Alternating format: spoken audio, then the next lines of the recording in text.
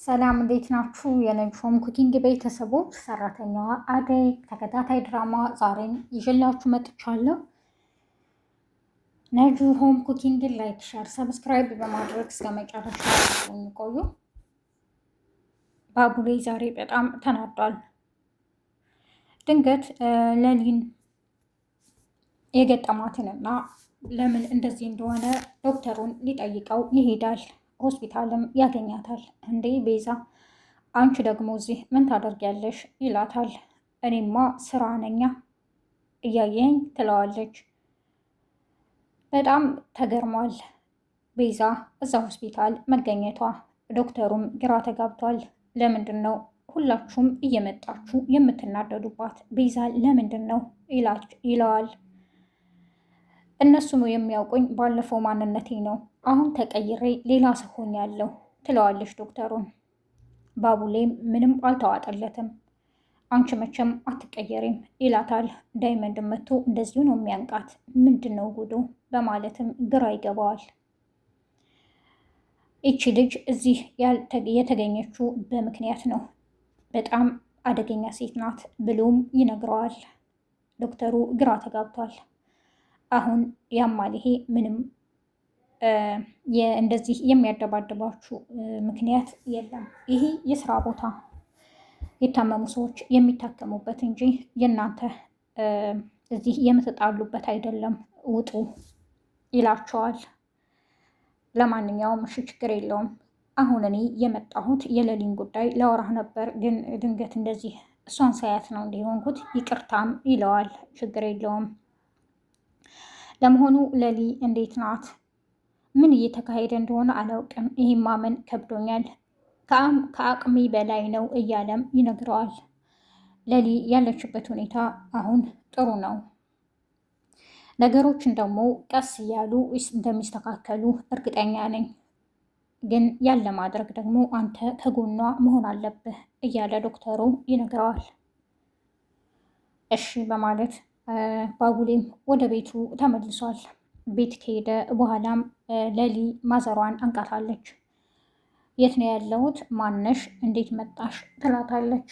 ማዘሯ በጣም ደንግጣለች። እኔ ያለሁበት ሁኔታ እንዲህ ነበር እኮ ከዚህ በፊት ማንንም አላውቅም ነበር። ብዙ ነገር አበላሽቻለሁ፣ ብዙ ነገርም እረስቻለሁ። በዛን ጊዜ ደግሞ ከጎን የነበረች ልጅ ልርቃት አልችልም። አሁን እንድቆም እዚህ ላለሁበት ከፈጣሪ በታች እሷ አግዛኛለች፣ ልጄ ጋርም አገናኝታኛለች። መቼም ቢሆን አልተውሽም ልጄ ትላታለች። ሌሊም ከዚህ ቤት ውሰዱኝ፣ የት ነው ያለሁት? ትላለች። በረከትም ወደ ቤት ሲመጣ አንተ እንዳታየኝ፣ ጭራሽ እንዳትቀርበኝ ትለዋለች።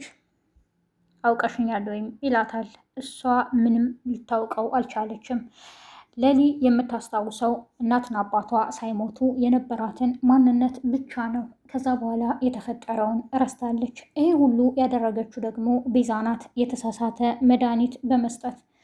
ይህን ሁሉ የምታደርገው ለራሷ ጥቅም ስለሆነ ወንድሟን ቤዛ አግኝታ ታወራዋለች። ሌሊ ቤት መታ ደርሳብኝ ነበር፣ ለትንሽ ግን ሳታስበላኝ ወጥቻለሁም እያለ ይነግራታል። እኔ ምልሽ ግን ልጅቷ እኮ አለች ደህና ናት እያለም ይነግራታል።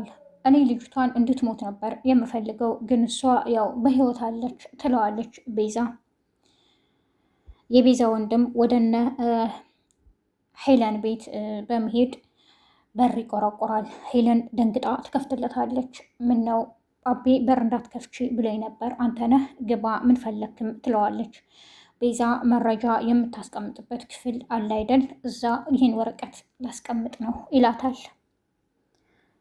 እሷም እሺ ችግር የለውም ግባ፣ ግን አቤ ካየህ ስለሚቆጣ ውጣ ትለዋለች።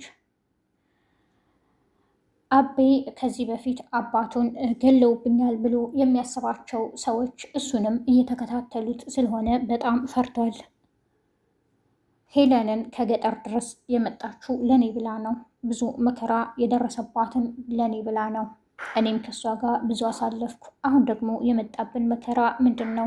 ለሄለን እውነቱን ነግሪያት እንድትጨናነቅ አልፈልግም እና እኔ በቃ ወደ መጣሁበት ሀገር አሜሪካ ልመለስ ነው እያለ ይነግረዋል አሹ።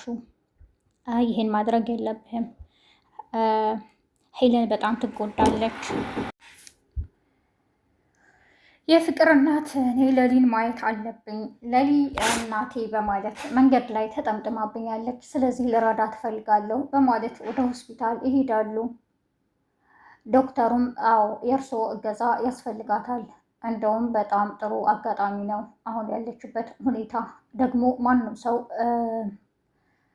ስለ በሽታዋ እንዳይነግራት ይህ አጋጣሚ መፈጠሩ ለበጎ ነው ይላታል የፍቅር እናትን። የፍቅር እናትም ወደነ ማዘሯ ጋር በመሄድ ፍቅር ለሊን ወደ ቤቷ ይዛት ትሄዳለች። ለሊ በጣም ደስ ብሏታል። እማዬ እንኳን መጣሽ፣ በቃ እንዴ እዚህ አስጠልቶ የነበረ ምን አይነት ቤት ነው ትላታለች። ወደ ቤት ከወሰደቻትም በኋላ እንዴ ይሄ ቤት የማን ነው? ከመቼ ጀምሮ ነው እዚህ ቤት የምንኖረው? ቤታችንስ? ትላታለች። የፍቅር እናት በጣም ግራ ገብቷታል። አሹንም አላውቅህም ብለዋለች። ሮማንንም አታውቅም። ቤት ከገባች በኋላ ከሁሉም የሚገርመው ፍቅርን ብርቄ ትላታለች። ብርቄ የድሮ ሰራተኛችን አልነበርሽ እንዴ? ቤተሰቦችሽ ደህና ናቸው ወይ? ትላታለች። ፍቅር አሁን ገና የሚያናዳት የልኳ ሰው አግኝታለች። በጣም ትናደዳለች። አንቺ እብድ ምን እያልሽ ነው? ማናት ብርቄ? ትላለች። እኔ እኮ ፍቅር ነኝ ትላታለች። ወይ እኔ እኮ አክብሬሽ ነው ስለ ቤተሰቦችሽ እየጠየቅኩሽ እንደ እህቴ ስላየውሽ። ብርቄ ቤተሰቦችሽ ደህና ናቸው? ትላታለች። አሁንም ፍቅር በጣም ትናደዳለች። እማዬ ብርቄ ግን ምን ሆና ነው ንግግር የማትሰማውም? እያለች በጣም ታናድዳታለች። ፍቅር አሁን ወደ ክፍልሽ ግቢ ትላታለች እናቷ። ፍቅር ወደ ክፍሏ ከሄደችም በኋላ ምኝታ ክፍሏ ቁጭ ብላ ትናደዳለች። ወይኔ ይቺ እብድ እንዴት እንደዚህ ትለኛለች? ትላለች። ምኝታ ክፍል ስትገባም ለሊ ታገኛታለች። ብርቄ ምኝታ ክፍል ምን ታደርጊያለሽ? ውጭልኝ ትላታለች። ፍቅር አሁንም ታብዳለች። አንቺ ልጅ እኔ ብርቄ አይደለሁም ፍቅር ነኝ፣ የማናት ብርቄ? እያለች በጣም ትናደድባታለች። በጣም ስለተናደደችም ለሊ አንቺ ክብር አይወድልሽም በማለት ጉሮሮዋን ታንቃታለች። ፍቅር ወይኔ ድረሱልኝ እያለች ትጮኋለች። የዛሬው ክፍል እዚህ ነበር ያለቀው። በቀጣይ ክፍል እስከምንገናኝ ነጅሆም ኩኪንግን ላይክ፣ ሸር፣ ሰብስክራይብ በማድረግ አብራችሁን ስለቆያችሁ አመሰግናለሁ።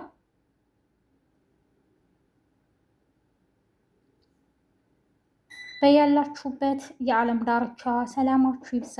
መልካም ቀን ባይ